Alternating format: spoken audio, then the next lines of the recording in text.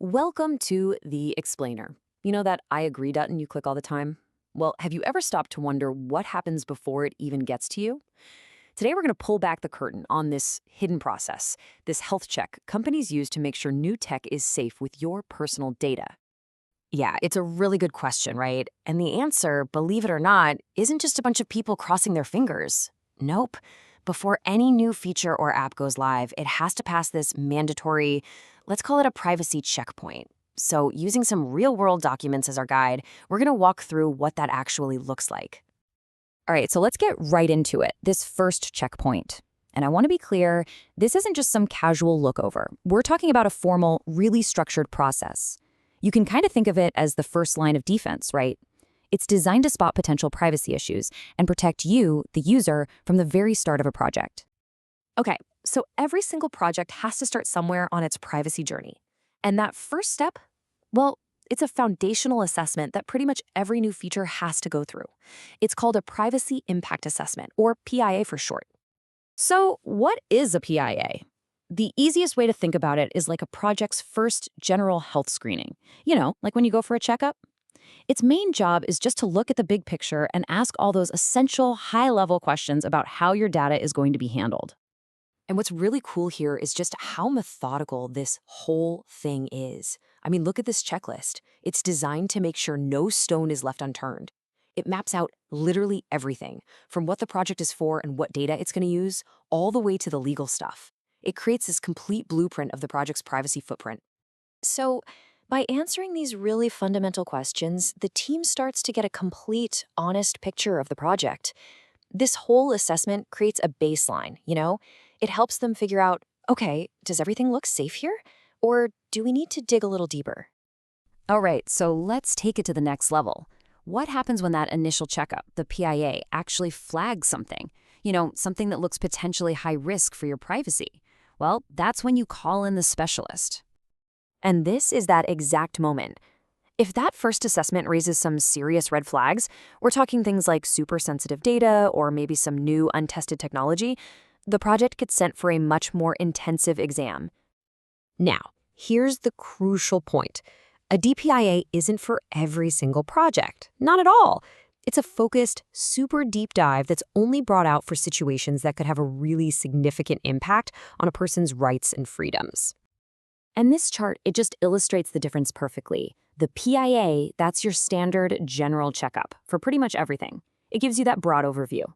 But the DPIA, that's the specialist exam. It's the targeted, intensive follow-up for those really tricky cases that need a much, much closer look. And this isn't just based on a gut feeling, by the way. Companies use actual formal tools, things like a trigger guide with very specific screening questions to decide if this deeper analysis is needed, either because the law requires it or it's just their own internal policy. Okay, now we're getting to the really hands-on part. It's not enough to just list out problems, right? You have to actually measure them. And that's where something like this risk assessment matrix comes in. Teams use it to score each risk by weighing two things: the likelihood of something bad happening versus the potential impact if it actually does. So, for example, let's say you have a project with a new AI feature that's going to process really sensitive info. Well, it might start with a crazy high initial risk score, like a 9 out of 10. And that's before any safety measures are even put in place. Okay, so identifying a high-risk score, that's one thing. But that's just the diagnosis, right? The next step, and honestly, it's the most important one, is creating the treatment plan to actively manage and bring that risk down. And this is where the Privacy Risk Register comes in. You can really think of it as the project's official medical chart. It's this living document that makes sure privacy issues aren't just found and then, forgotten about. No, they're actively tracked, managed, and ultimately resolved. And this register is super practical. It links a specific risk, let's say someone's right to access their own data, to a concrete solution. Like, okay, we need to streamline the workflow for data subject requests, or DSRs. This whole action plan, that's what the pros call mitigation. And mitigation isn't some abstract concept. We're talking about deploying real, actual solutions. Things like adding end-to-end encryption or changing a policy. The entire point of this register is to show exactly how these fixes are making the project safer for everyone. And boom, This is what you want to see. This is the payoff. After putting all those mitigation measures in place, the goal is to see a real, measurable drop in that risk score. You go from that scary 9 all the way down to a much more manageable 3. That's how you know the process actually worked. All right, so we've walked through the whole process. But now, let's get to the big question, the really important part. Why should any of this matter to you and me? The people who are actually using this stuff every day. This quote from the source material really just nails it. This isn't theory. This isn't some academic exercise. This is the real, practical, hands-on, and yeah, sometimes messy work that actually goes into keeping our data safe.